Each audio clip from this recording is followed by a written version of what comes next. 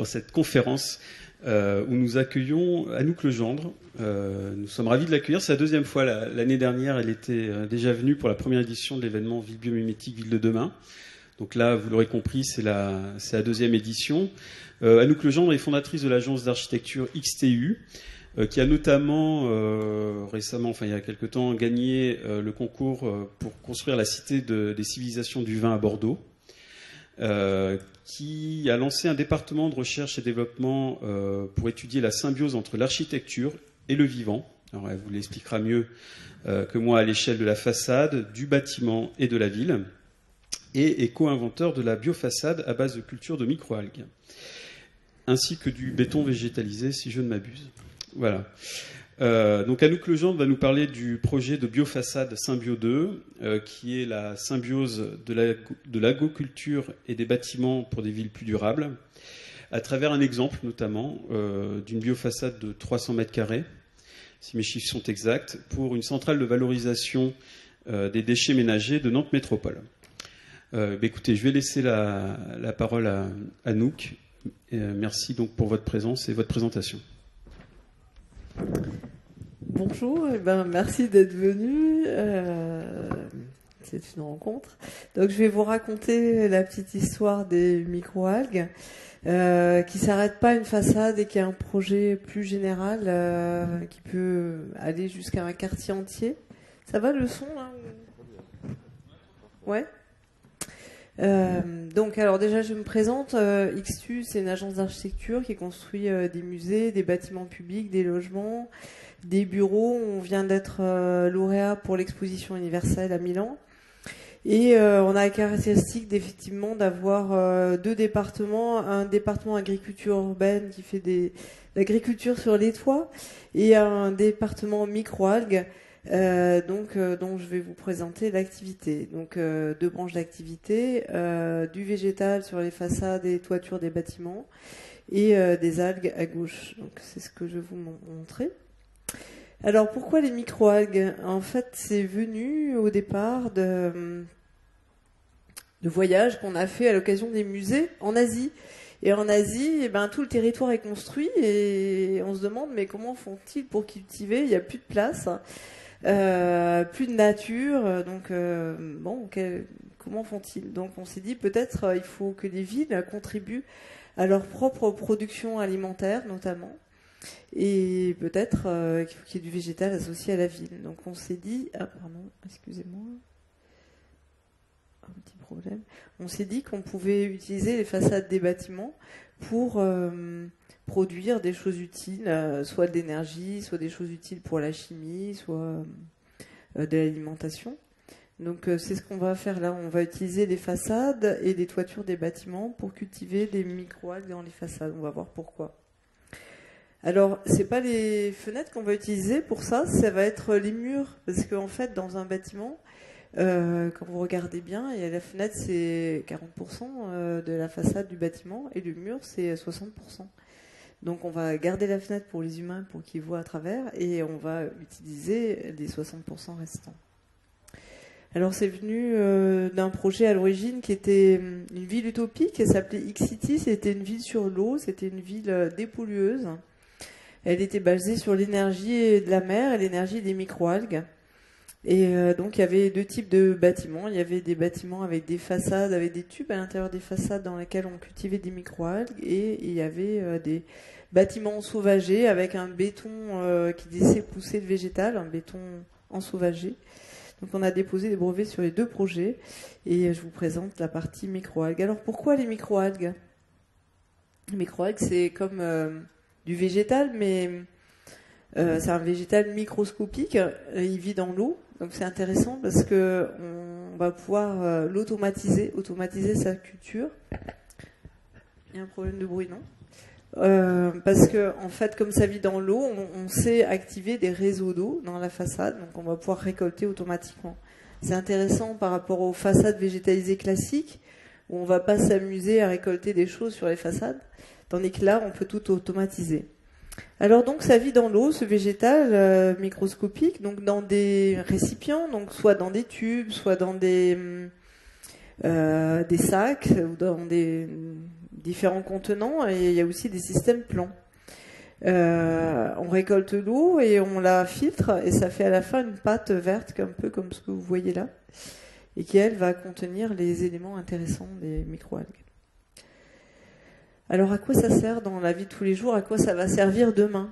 Parce que pour l'instant vous voyez pas, vous avez pas ça dans votre vie, mais demain ça sera peut-être partout. Pourquoi? Parce qu'on va manquer de pétrole d'abord, et donc on aura des problèmes d'énergie, des problèmes pour la chimie. Donc les microalgues qui contiennent beaucoup d'huile, jusqu'à 30% d'huile, vont pouvoir être utilisées dans la chimie en remplacement des produits pétroliers. Elles vont pouvoir être utilisées pour remplacer les carburants. On va faire des algo-carburants pour faire avancer les voitures et pour faire avancer les avions. On va pouvoir produire des produits pour la chimie fine. On va pouvoir nourrir les poissons. On va pouvoir nettoyer l'eau. On va pouvoir nettoyer l'air puisque les microalgues mangent du gaz carbonique, consomment du gaz carbonique et dégagent de l'oxygène. Donc ça va permettre de purifier l'air et aussi de purifier l'eau. Donc c'est intéressant parce qu'avec l'eau sale qu'on va purifier, on va peut-être par exemple pouvoir faire du carburant. Donc c'est intéressant d'utiliser un déchet pour faire une ressource. On va pouvoir les utiliser dans l'agriculture. On les utilise déjà dans l'agriculture biologique, à la fois comme fertilisant et puis comme médicament pour les plantes et aussi comme nutriments et comme médicament aussi pour les animaux, pour les aider à lutter contre le stress de l'élevage. Donc on va comme ça par exemple utiliser des super protéines qui vont aider les animaux à vivre sans antibiotiques. Donc c'est intéressant. Et puis il y a toute l'utilisation humaine. Comme les animaux, les humains aimeraient vivre sans antibiotiques et avec des substances ou des aliments qui les aident à booster leur immunité, et c'est ce que vont faire les microalgues. Et c'est pour ça des industriels réfléchissent à comment utiliser ça dans l'alimentation, notamment dans les œufs, dans le sel, dans différents produits qui contiennent actuellement du corps gras, par exemple, pour les rendre plus acceptables. Et puis on peut les utiliser aussi, bien sûr, en pharmacie, en cosmétique. Alors tout là-dedans n'a pas la même valeur. C'est important cette notion de la valeur parce que quand on veut cultiver quelque chose dans une façade, il faut pas que ça coûte à celui qui cultive, il faut que ça lui rapporte. C'est des biotechnologies, elles sont intéressantes si elles ont une valeur et qu'on peut la commercialiser. Alors si on cultive pour faire du carburant, le carburant a un peu de valeur, c'est 0,9 € le kilo. Par contre, si on cultive pour faire des produits pharmaceutiques ou pour faire des protéines alimentaires ou pour faire de la cosmétique, alors ça va coûter 300, 1000 ou 2000 € le kilo. Donc on voit que entre les deux, en fait, il va y avoir des seuils de rentabilité d'une installation de microalgues dans les façades. C'est un peu ce qu'on va vous proposer. Alors comment les cultive-t-on, les microalgues? Autrefois on les cultivait dans des lacs, c'est ce que faisaient les Incas, et même à l'état sauvage, ça existe encore. On les cultive aussi dans des bassins, mais dans les bassins on a des problèmes de contamination. Donc les chercheurs ont inventé des solutions où on les cultive dans des milieux fermés, des sacs ou des tubes, de façon à ce qu'ils ne soient pas contaminés. Donc ça s'appelle des photobioréacteurs, c'est un peu barbare comme ça. Et voilà. Et les dernières générations, après les tubes, ça a été les photobioréacteurs plans. C'est intéressant le plan parce que le plan, c'est comme un verre, il a un maximum de surface de contact avec la lumière. Donc il va être très très efficace, beaucoup plus efficace que le reste. Alors tout ça c'était bien beau, mais les chercheurs n'arrivaient pas à avoir la bonne rentabilité énergétique du système parce qu'ils consommaient beaucoup d'énergie pour cultiver ces microalgues. Pourquoi? Parce que les microalgues, elles sont habituées à vivre dans la mer et elles ont les mêmes besoins thermiques que les humains. Elles n'aiment pas avoir trop chaud ni trop froid. Et donc quand on les cultive dans des tubes, il faut tout le temps réchauffer, refroidir. Mais si on les cultive associés au milieu de vie des humains, on peut profiter d'une ambiance tempérée qui convient aux humains. Donc c'est pour ça qu'on a proposé de les cultiver dans les façades des bâtiments, parce que comme ça on mutualise. Et on comprend facilement que si on veut produire de l'énergie à travers des microalgues, il faut que le bilan énergétique de l'ensemble soit positif, que ça coûte pas plus d'énergie pour les produire que ce qu'on va récolter. Donc on a déposé des brevets pour l'utilisation et le système de culture de microalgues dans les façades et sur les toitures des bâtiments. Et on est les seuls en Europe d'ailleurs à avoir ce brevet-là, un brevet générique. Voilà. Et alors nous on travaille dessus, mais il y en a d'autres qui ont déposé d'autres brevets ou qui travaillent aussi sur des projets comme Vincent Caillebout que vous avez vu samedi et d'autres encore. Et en particulier des Allemands qui travaillent sur des projets similaires aux nôtres. Alors maintenant je vais raconter comment on passe de ce qui peut paraître une utopie ou un truc incroyable de cultiver des microalgues dans les façades à une réalité. Donc déjà, on s'intéresse à la source. La source, c'est qu'il faut du gaz carbonique. Donc on s'est intéressé dans une ville comme Paris. Où est-ce qu'on pouvait trouver du gaz carbonique ? Eh bien, il y a des centrales d'incinération, par exemple, qui dégagent du gaz carbonique. Donc si on construit un bâtiment à côté, on va pouvoir installer des systèmes de culture de microalgues dans les façades, alimentés avec du gaz carbonique. Et avec la photosynthèse, ça va faire des microalgues. Et on va les récolter le soir et voilà, et comme ça on aura une façade qui va faire la photosynthèse un peu comme les plantes. C'est intéressant. Donc comme ça on a déposé un premier brevet et avec un premier projet avec une tour à la Défense où on avait des gros tubes dans les façades qui faisaient leur photosynthèse et ça permettait de faire des cultures dans les façades. Donc vous les voyez ici, voilà les prototypes. Donc on était avec une entreprise espagnole spécialisée dans les cultures en tubes et ça faisait l'ensemble de la tour qui était comme ça, une sorte de grande façade, de grande installation comme une usine tout autour de la façade du bâtiment. Et à l'intérieur, il y avait des bureaux avec des gens qui travaillaient dans les bureaux, etc. Voilà, on a fait un deuxième projet avec une forme plus ronde à Paris. Et puis, on a rencontré des partenaires, le CNRS, qui travaillaient sur des systèmes de capteurs plans, comme ceux-là. Donc, c'est un peu comme des doubles vitrages. Au lieu d'avoir de l'air à l'intérieur du double vitrage, vous avez de l'eau. Donc, on s'est dit, on va installer sur les façades ces systèmes et on va avoir des murs-rideaux, ça s'appelle, des systèmes de façade continue. On aura des fenêtres claires, comme celle-ci, par exemple. Et des fenêtres avec des cultures de microalgues, c'est-à-dire qu'on va avoir une façade complète qui va alterner vitrage clair en fenêtre et mur en culture de microalgues. En cela, on s'inspire d'un petit animal qui se trouve dans les mers du Sud, qui s'appelle Elysia chlorotica. Ça a l'air un peu barbare comme ça, mais c'est un bon exemple. Elysia chlorotica, c'est un animal qui se nourrit d'une algue, et au lieu de la digérer comme on fait nous, elle vole les chloroplastes de l'algue, c'est-à-dire la cellule qui fait la photosynthèse, elle la pique à l'algue et elle la range sur son dos. Et sur son dos, donc vous voyez la photo de l'animal, elle ressemble à une feuille. Sur son dos, elle a plein de chloroplastes qu'elle a empruntés aux algues. Et avec ça, elle est autonome en énergie, c'est-à-dire qu'elle a plus besoin de manger, elle mange une fois tous les 6 mois seulement, parce que le soleil lui donne énergie. Donc c'est le seul animal qui fait la photosynthèse. Donc on s'est dit, voilà, on va pouvoir faire comme Elysia chlorotica, on va faire des façades qui photosynthétisent.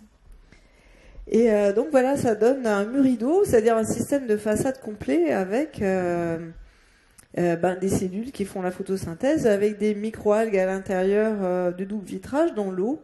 Et il y a des petits tuyaux à l'intérieur de la façade qui vont permettre de récupérer l'eau, de la filtrer, de ramener de l'eau propre, d'amener de l'air pour animer tout ça et de faire tout le système de culture. Et avec ça, on peut faire un immeuble avec des façades comme ça. Donc ici, c'est une tour à la Défense, toujours au même endroit. Et cet immeuble, il va changer de couleur même parfois parce qu'il y a des microalgues qui sont rouges, qui sont vertes le premier jour et qui deviennent rouges le deuxième jour. Donc c'est une façade vivante et le bâtiment va rougir comme une jeune fille le deuxième jour. On peut faire aussi des logements, évidemment.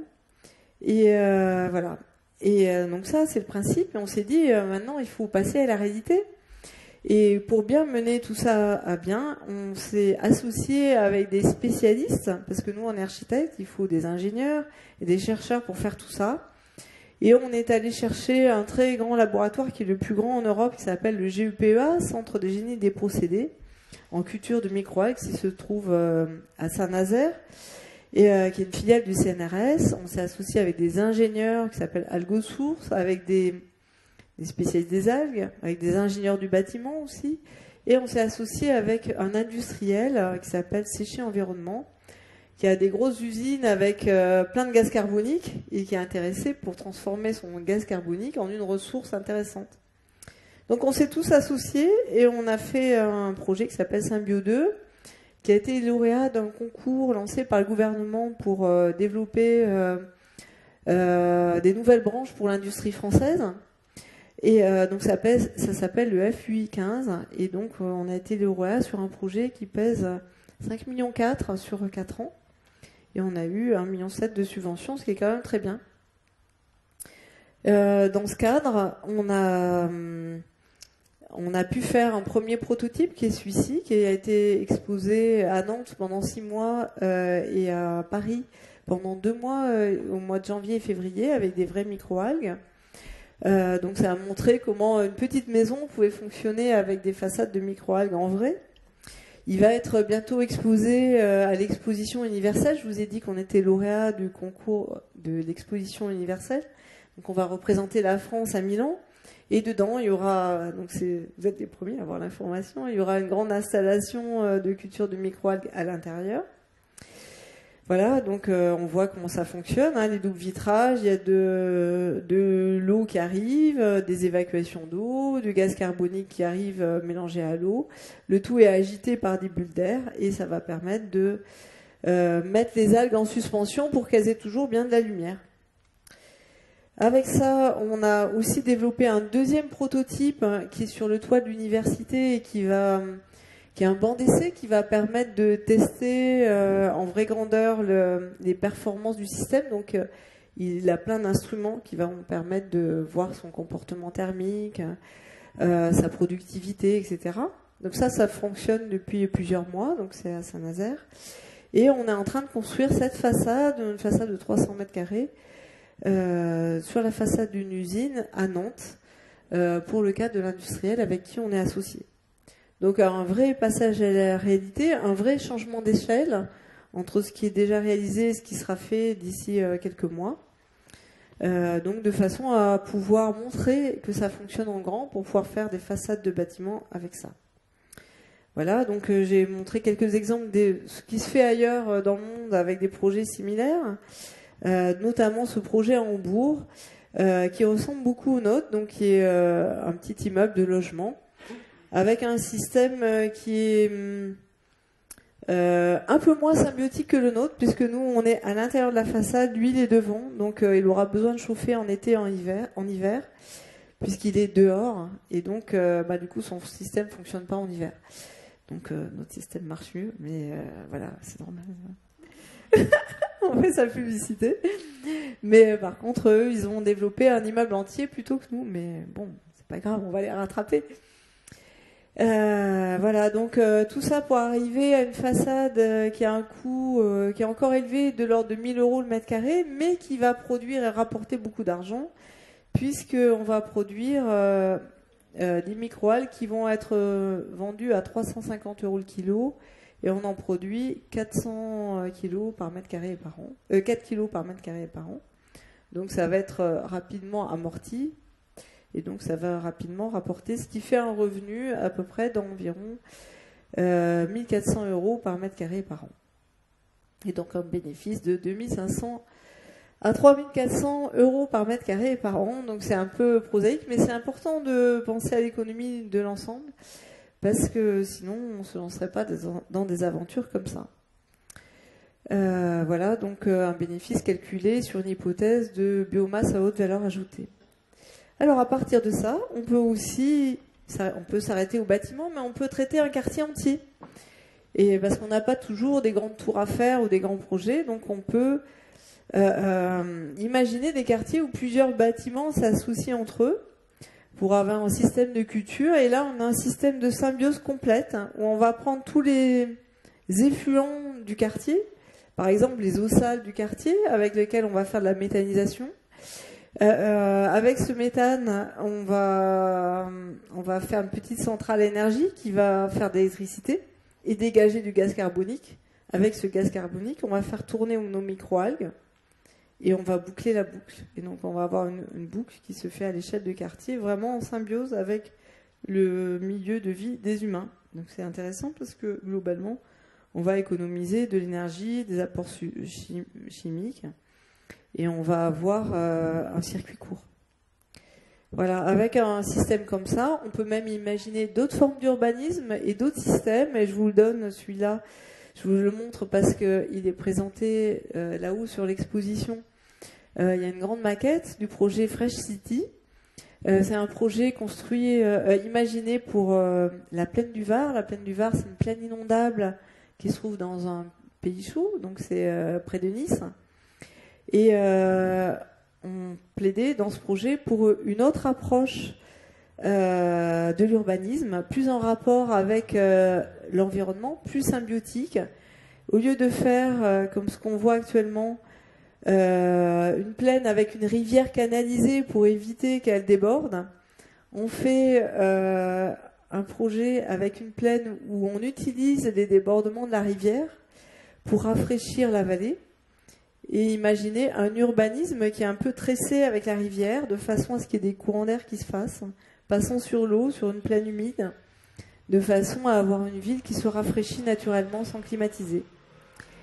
Et évidemment, sur ce projet, on a des toits en connexion, où on a des grandes ombrières, comme ce que vous voyez là, avec des cultures de microalgues dans des tubes.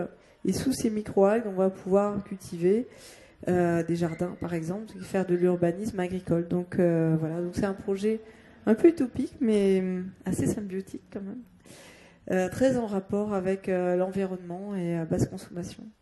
Voilà, et on fait tout ça, pourquoi ?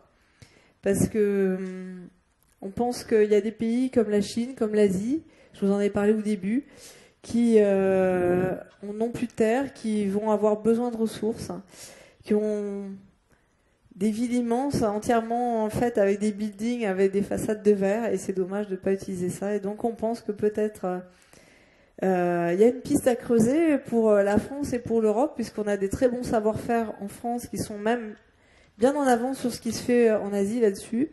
Une piste à creuser pour vendre notre technologie aux Chinois, aux Coréens, à l'Asie.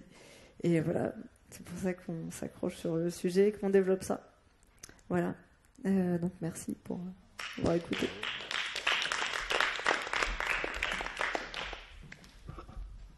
Bien, merci beaucoup Anouk Legendre pour cette présentation passionnante.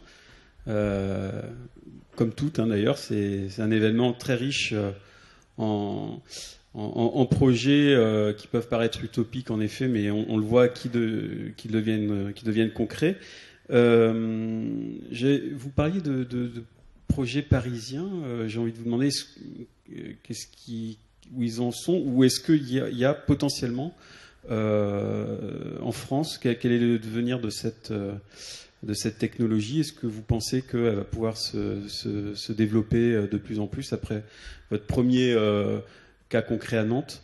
Alors oui, on espère. Il y a un gros intérêt de la ville de Paris, donc la ville de Paris qui nous a invités à faire cette exposition au pavillon de l'Arsenal, donc en janvier-février.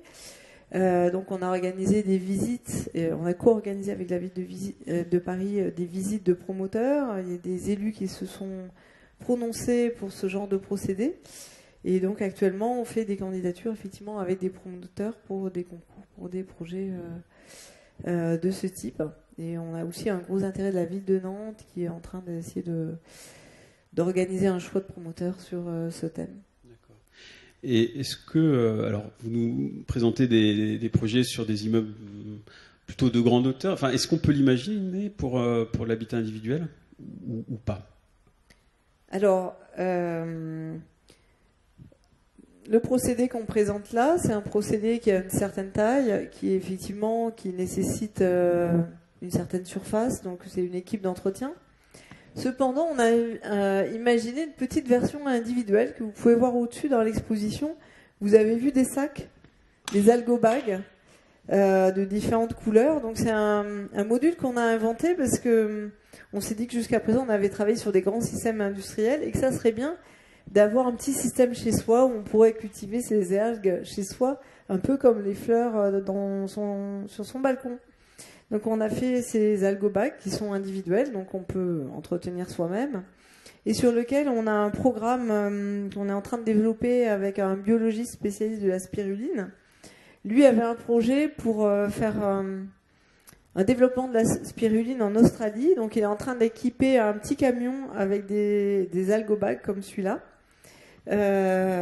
donc sur la façade de son camion, pour traiter le gaz carbonique de son camion, pour faire pousser de la spiruline de façon à pouvoir apporter des protéines auprès de populations en Australie qui n'ont pas l'accès à la protéine, en gros.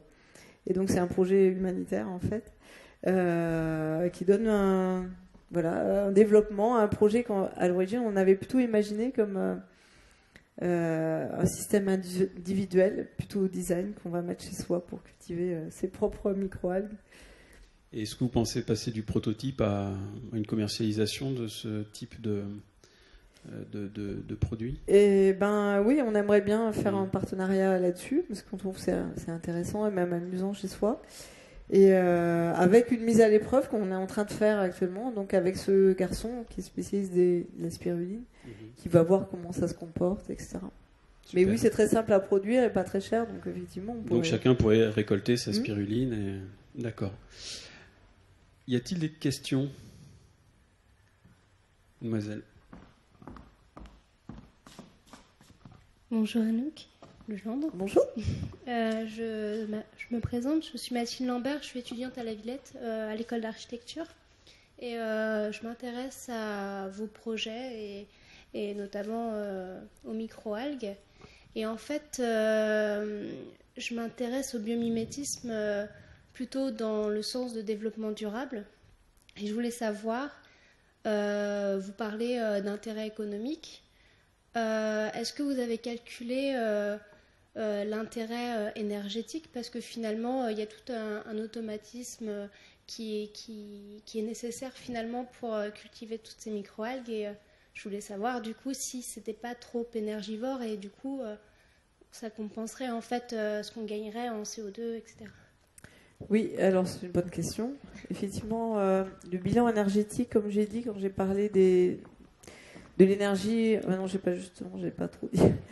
Quand j'ai parlé de la production pour l'énergie, en fait, j'ai dit que l'énergie n'avait pas beaucoup de valeur, mais en bilan énergétique, jusqu'à présent, c'était pas très bon non plus, parce qu'ils cultivaient des microalgues à l'extérieur ou dans des serres, donc il fallait qu'ils chauffent et qu'ils refroidissent.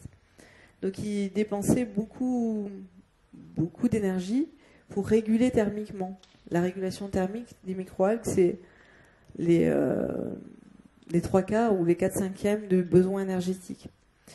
Donc en les associant au milieu de vie des humains, comme on fait là, en fait on va réduire ce besoin énergétique. Ça va permettre d'avoir un bilan énergétique positif intéressant. Alors que jusqu'à présent, avec les systèmes à l'extérieur ou les systèmes dans les usines ou les systèmes en bassin, ils n'arrivaient pas à avoir un bon bilan. Donc c'est pour ça qu'on a proposé ce système. Et en faisant ça, en associant au milieu de vie des humains, en fait, on va gagner 80% de la dépense énergétique due au type de la thermique par rapport à un système de culture de microalgues classique. Et on va gagner 50% de la dépense énergétique par rapport à ce que dépenserait le bâtiment pour son énergie. C'est-à-dire qu'en fait, quand on met ça dans une double façade au sud, on a à la fois un effet de serre et un effet d'espace tampon qui va améliorer de moitié le bilan énergétique thermique du bâtiment et qui va économiser 80% de la dépense énergétique pour la culture des microalgues.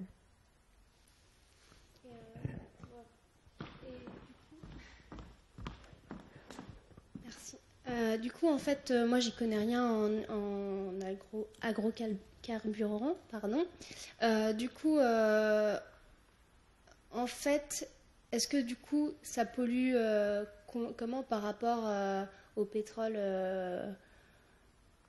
fossiles qu'on a actuellement et est-ce que finalement ça nous sort de quelque chose qui était polluant avant ou est-ce que... Je ne sais pas si je suis très claire. Alors, bon, déjà nous, dans notre business plan, enfin dans la façon dont on aborde ce sujet, on s'intéresse moins aux carburants. Beaucoup de gens dans le monde se passionnent pour les carburants là-dessus, mais nous on pense que la microalgue pour les carburants, c'est pas mûr pour l'instant avant 10 ans. Donc ça c'est une première chose. Parce qu'il n'y a pas suffisamment de valeur du carburant, donc on n'arrive pas à faire quelque chose qui soit économiquement viable. Donc en fait, on s'intéresse à la microalgue pour la chimie, pour l'alimentation, pour la pharmacie. Et la pharmacie, par exemple, ou même la chimie, c'est aussi l'énergie. Parce que pour produire une molécule en biologie, comme on fait là, parce que on va avoir un système bio, on va pas dépenser beaucoup d'énergie, alors que pour produire la même molécule en chimie traditionnelle, on va dépenser une tonne d'énergie. Donc, dans l'approche qu'on a, en fait, on est plus économe énergétiquement.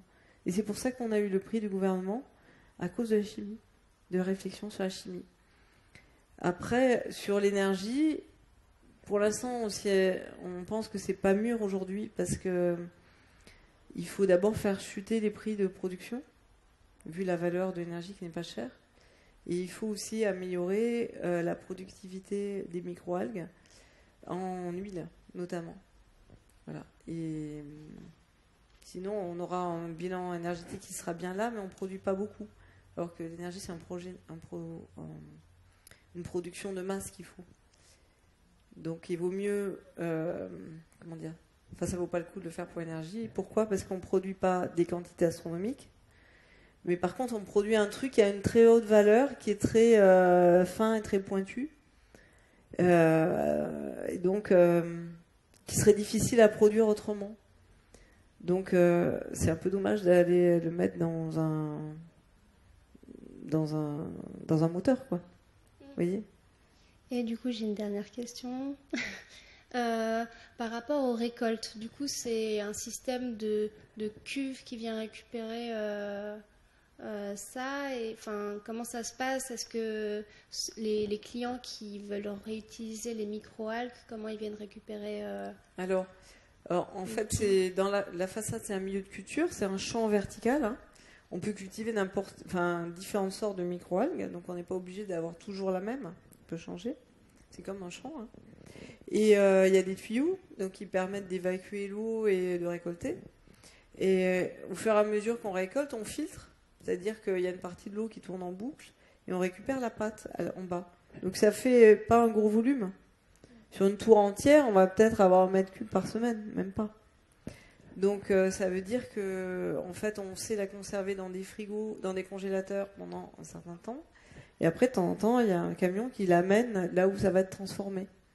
Et voilà, c'est industrialisé, et c'est pas des gros volumes non plus, et on va pas, a priori, pas l'utiliser directement parce que le client, c'est pas celui forcément qui habite dans l'immeuble.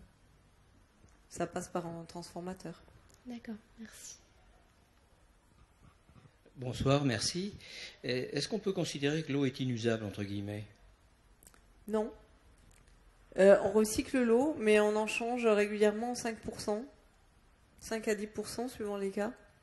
Parce que sinon, il y a des effets d'accumulation de particules, de métaux ou de choses comme ça. En fait, donc, on en réintroduit toujours un petit peu pour renouveler le milieu de culture, de façon à bien contrôler la qualité sanitaire de l'eau. Par contre, on peut la réutiliser avant de la jeter dans différentes fonctions. Voilà, donc finalement, c'est assez économe en eau. Pour un grand immeuble, 5%, ça représente quel volume d'eau par semaine, par exemple ? Je ne vais pas faire le calcul. De toute façon, on la réutilise tout de suite. C'est-à-dire dans un immeuble, on réutilise de l'eau. On est d'accord ? Une fois qu'on l'a filtrée, avant d'être jetée, on la remet dans le circuit. Elle est utilisée dans les toilettes. Et l'eau d'alimentation du système est une eau qu'on peut prendre dans une rivière ou elle a besoin d'être dépolluée avant ou d'être traitée ? Ah oui, il faut quand même très bien contrôler ce qu'il y a dedans. Donc on met des nutriments, on contrôle ce qu'il y a dedans. Si on la prend dans une rivière, ben, on va avoir des algues sauvages qui vont être dedans. Donc il faut faire attention. Ça peut être intéressant, mais dans ce cas-là, on va pas produire la même chose. Peut-être l'algue sauvage va prendre le pas sur celle qu'on cultive. C'est par exemple ce qui est arrivé dans le projet en Allemagne. Ils ont eu quelques algues sauvages qui sont arrivées dedans. Donc on essaie de contrôler quand même ce qu'il y a, les entrants. Parce qu'en fait, comme on travaille beaucoup sur l'alimentation, la pharmacie, etc., on doit avoir une très bonne qualité. Donc il faut avoir une très bonne qualité des entrants pour avoir une très bonne qualité des sortants. Donc ce serait l'eau du réseau d'eau de la ville. Ouais, c'est de l'eau potable. Ouais. C'est l'eau potable au départ. Mmh. Et donc elle est utilisée. Et après, en fin de vie, elle peut avoir effectivement un usage un peu comme l'eau de pluie, pour les jardins ou pour les toilettes, etc. Voilà. Et moi, j'avais une question sur le captage du CO2, où j'ai pas bien compris comment vous le captiez ce CO2 pour alimenter pour nourrir les microalgues. Alors il y a deux hypothèses. Soit on est près d'une usine qui produit du CO2. Vous savez que les usines maintenant, elles sont obligées, les usines d'incinération par exemple, ou les usines thermiques, elles sont obligées de très bien nettoyer leur CO2, leur gaz carbonique. Et donc ça leur coûte cher, donc c'est pour ça que ça les intéresse d'en faire quelque chose, parce que une fois qu'on a du CO2 bien propre, ça vaut le coup de le valoriser. Ça, c'est la première hypothèse qui intéresse les industriels comme notre partenaire. Et la deuxième hypothèse, c'est si on a un grand immeuble avec une chaudière, par exemple, on va dégager du CO2 par la centrale énergétique du bâtiment qu'on peut stocker sous forme de dissoute dans l'eau, par exemple, pour toute l'année. C'est pas des grosses quantités non plus, donc on peut la garder. Et après, on la dissout dans l'eau. Elle est en partie amenée avec l'eau de culture. Comme ça, elle est mieux assimilée. D'accord. Y a-t-il d'autres questions ?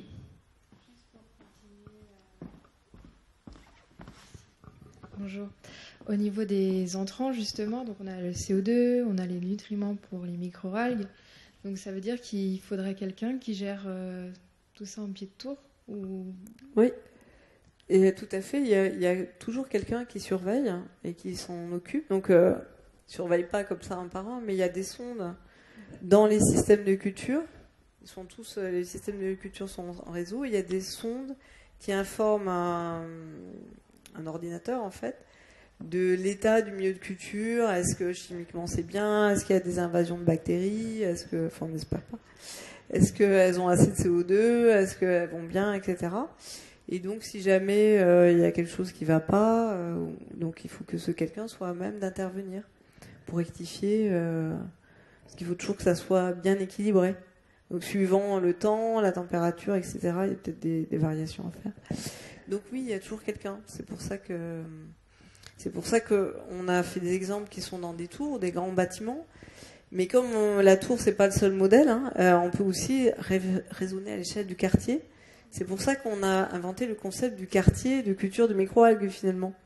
Au lieu d'avoir un quartier d'agriculture urbaine, on peut avoir un quartier d'algoculture urbaine, où finalement plusieurs bâtiments décident de mutualiser une équipe d'entretien qui va surveiller, donc ça peut se surveiller par Internet.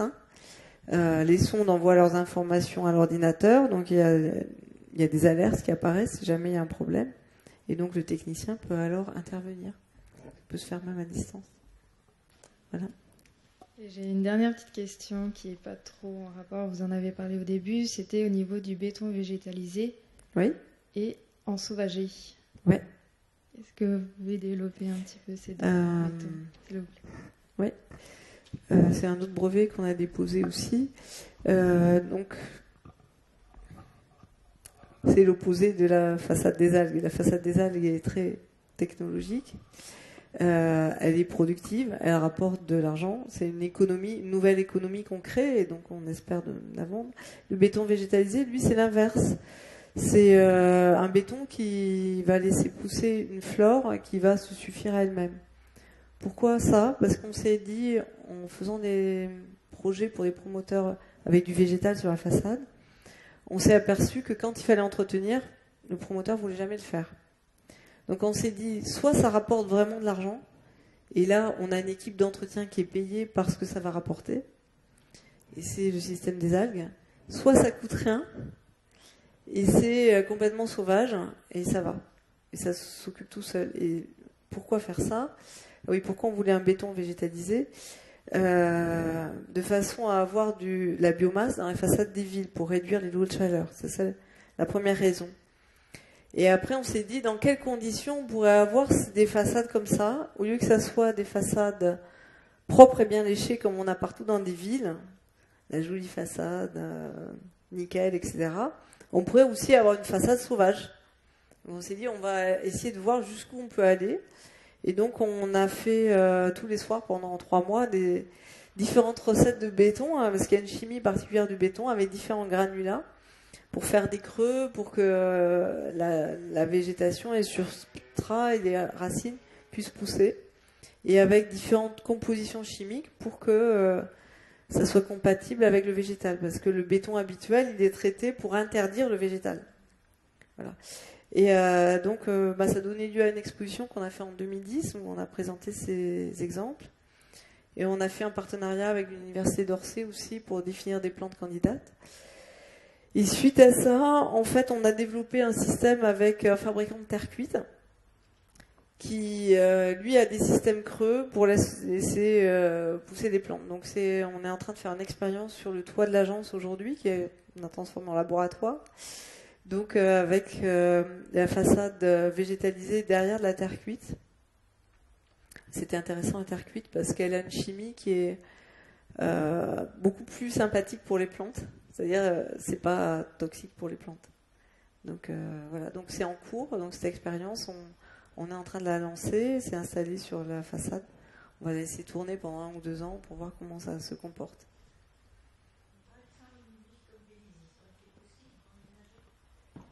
Ah ben, les microalgues en façade, oui, bien sûr. Ah ben, un beau siège social avec une entreprise qui voudrait être la première en Île-de-France, bien sûr, ça serait très bien. Oui, c'est vrai. Oui, il y a beaucoup de sièges sociaux. Oui, le quartier d'affaires et Nouvelle Parc, en effet, c'est un quartier d'affaires avec des immeubles qui datent des années... pour certains des années 70, donc très vitrés, etc. Mais oui, Vélizy, l'événement Ville biomimétique, Ville de demain, n'a pas que pour objectif d'être un événement. C'est aussi pour nous un laboratoire d'idées. On essaye au sein de la ville d'élaborer un cahier des charges de ce que pourrait être une ville biomimétique et voir comment on pourrait l'appliquer à notre ville. Alors on commence déjà, on tente d'élaborer ce cahier des charges. On s'inspire des grandes lois du vivant. C'est un très bon exemple, les biofaçades. C'est vraiment de la symbiose, c'est-à-dire comment des êtres vivants peuvent s'apporter mutuellement des bénéfices. Là, en l'occurrence, je dirais l'homme avec les microalgues. On s'échange des fluides, on s'échange de la matière. C'est un exemple de ville, bio-inspiré. Voilà, on s'inspire du vivant pour créer quelque chose. À Vélizy, on va essayer de faire.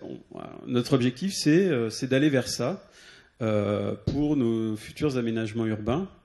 Mais la ville biomimétique, c'est repenser la ville d'une manière complètement globale. Donc, c'est pas que de l'architecture, c'est pas que de l'urbanisme, c'est pas que des transports. C'est tout repenser globalement. Vous pourrez prendre connaissance de l'exposition, vous verrez qu'on aborde plusieurs sujets comme ça. Et un des premiers exemples concrets, c'est pour le quartier Louvois. Donc c'est un quartier ici, c'est une dalle qui va être détruite, qui fait 3 hectares à peu près. On va retrouver donc la pleine terre. Je suis allé voir l'école Tecoma, c'est l'école de l'environnement et du cadre de vie, avec un cahier des charges assez simple, en leur disant voilà. Il y a des milliers de carrés d'espaces publics qui seront à créer. Comment recréer un lien entre le quartier et la forêt, et même comment faire pénétrer la forêt dans le quartier. Comment favoriser une biodiversité des plus riches au sein de ces nouveaux espaces, sachant qu'ils doivent être partagés avec l'homme. Donc, toujours une symbiose. Et ils nous ont fait des propositions extrêmement intéressantes. J'en ai extrait quelques-unes qui sont exposées. Ensuite, toutes ces propositions serviront d'éléments de base pour ensuite, avec les habitants, travailler à ces aménagements. Donc on va être sur une démarche participative avec, je dirais, un cahier des charges qui s'inspire du vivant, où on doit respecter quelques-unes de ces règles dont vous pourrez prendre connaissance là-haut. Donc notre objectif, c'est de tendre vers ça. Alors Rome ne s'est pas fait en un jour, mais sur les années qui viennent, et tous nos futurs projets d'aménagement urbain, notamment cœur de ville, on aura un cahier des charges de ville biomimétique. Voilà, ça c'est. Alors peut-être qu'on verra ce type de façade dans les années qui viennent. Voilà.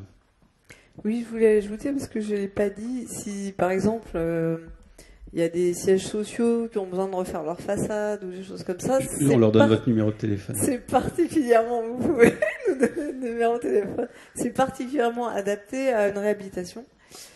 Et parce que souvent, en fait, il y a des façades des années 60 qui sont plus très bien thermiquement. Et là, en fait, on peut faire une nouvelle façade qui va produire et rapporter. Et souvent, les gens qui ont des grands immeubles n'ont pas toujours les moyens de refaire une façade. Là, ça fait un business plan de la façade. Non, mais exactement. Alors, ce que je vous disais tout à l'heure, c'est que nous sommes là peut-être certes pas très nombreux, mais tout ça, ça va être partagé. L'événement a une seconde vie. Donc vous pourrez télécharger la conférence. Il y aura des actes des colloques. Et nous, l'idée, c'est de travailler justement avec les entreprises vélisiennes. On a des acteurs assez majeurs, notamment en termes de BTP, si je puis dire. Donc l'idée, c'est de partager tout ça avec eux. Et puis, la ville ne se refera pas sans ces entreprises. Ce qu'il faut savoir aussi, c'est que Vélizy, c'est 5% de la recherche et développement privée française. Donc on a un terreau ici. Et dans les prochaines années, on va ouvrir vraiment cet événement vers les entreprises. Monsieur, vous aviez une question, je crois. Oui, je voulais savoir, c'est assimilable à l'isolation thermique par l'extérieur, votre système, on peut le comparer à ça, c'est aussi efficace?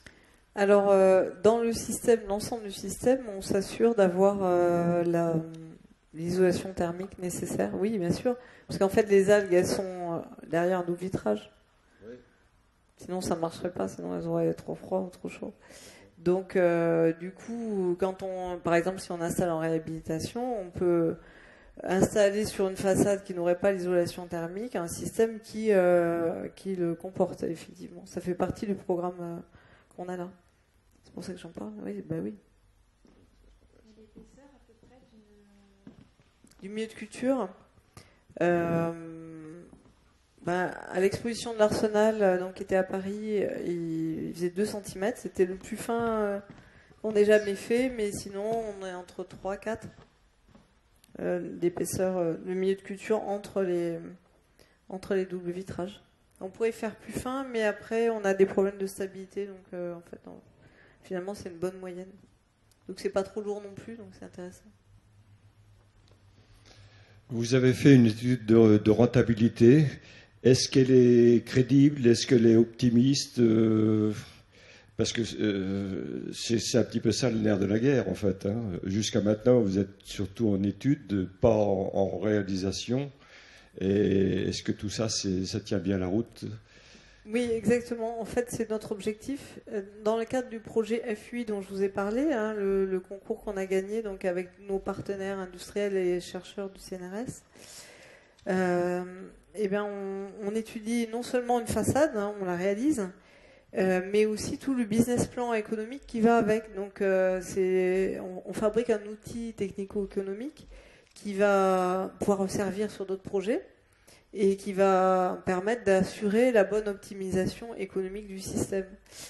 Et voilà, c'est pour ça qu'on a été subventionné à la fois par la région Île-de-France, par la ville de Paris, par l'État, par la région des Pays de Loire.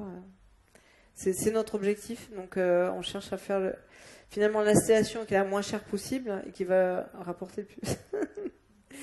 Et c'est la base, c'est notre premier souci. Et c'est très prometteur, ça sera beaucoup plus rentable que du capteur solaire photovoltaïque. En fait, ce qu'on vise, c'est supplanter le capteur solaire photovoltaïque. En fait, c'est le capteur solaire biologique de demain, ça, en fait. Un peu la nouvelle génération, parce que vous savez que le photovoltaïque, c'est pas très rentable aujourd'hui. Ça l'était quand c'était subventionné par l'État, mais maintenant qu'ils ne subventionnent plus, pas terrible. Et en plus, c'était produit par les Chinois, donc finalement, on subventionnait les Chinois, donc on préférerait leur vendre notre technologie, en fait. Voilà. Mais c'est vrai que j'ignorais que c'était 5% de la R&D française. Bah alors, il faut aller voir les... Voilà. les grandes sociétés. On s'aperçoit que souvent l'éolienne, ça balbutie parce que c'est pas très rentable, le photovoltaïque aussi. Donc si vous n'avez pas bien pensé tout ça, ça risque de tomber à l'eau aussi, quoi. Mais en fait, ce qu'on vise, c'est une rentabilité à 5-7 ans. Ouais. Ouais. Parce qu'on est loin d'avoir pour le photovoltaïque. On est à 50 ans aujourd'hui, parfois. On peut vivre de subventions au début pour que ça devienne industriel à grande échelle, mais très rapidement, si c'est pas rentable, ça va tomber aux oublis, quoi. Oui, là pour l'instant, on compte pas sur la subvention. Donc notre modèle, il exclut les subventions. Justement, c'est parce que ça se vend assez cher que c'est intéressant tout de suite.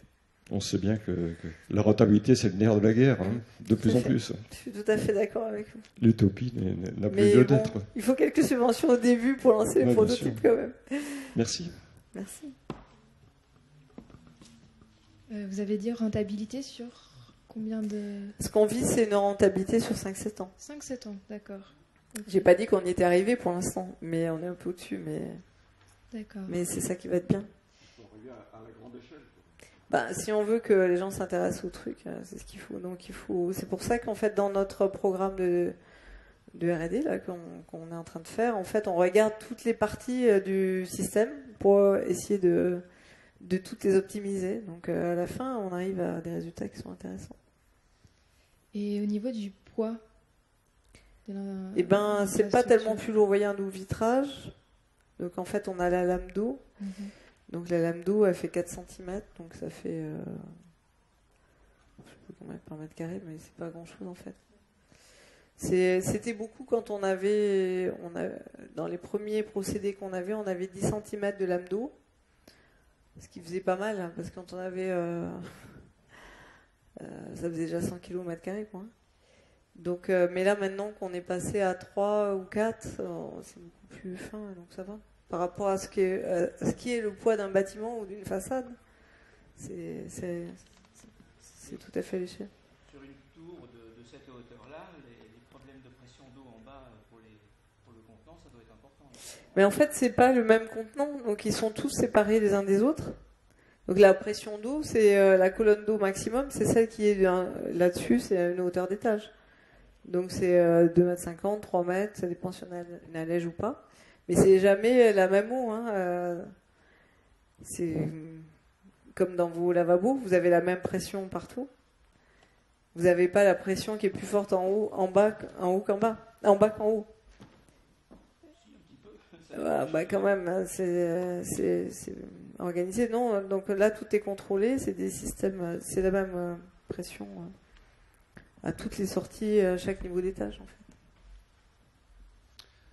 Bien, mais écoutez, merci beaucoup pour votre présence, merci pour votre présentation très claire et qui pleine porteuse d'espoir, tout simplement. Donc, pour ceux qui l'avaient vu, vous pouvez aller voir l'expo, voilà, avant que le bâtiment ne ferme. Merci. Alors oui, pardon, attendez, je suis un très très mauvais commercial. Demain, on a une autre conférence que je vous invite à venir voir. Vincent Vanel de l'agence Greenation et Clément Baer de Baer Architecte vont vous parler d'agriculture urbaine, justement, et d'un projet de serre urbaine, voilà, complètement intégré au mobilier urbain, et donc un panorama de l'agriculture urbaine en Île-de-France et je dirais ses avancées et les promesses que l'on peut en tirer pour actuellement et puis pour les années qui viennent. Donc je vous invite demain à revenir à la même heure, au même endroit, et puis ensuite mercredi aussi de très belles conférences. Et pour ceux qui ont envie de savoir un peu plus concrètement ce qu'est le biomimétisme, Jeudi soir, on a une soirée projection au cinéma, enfin à la salle Rému qui est au centre Ravel, une chouette salle de cinéma. On va vous projeter 2 films d'Arte naturellement génial qui parlent donc de l'architecture biomimétique et des nouveaux modes de transport inspirés du vivant. Voilà. Donc un programme encore très riche pour les jours qui viennent. Voilà, merci à tous. Merci.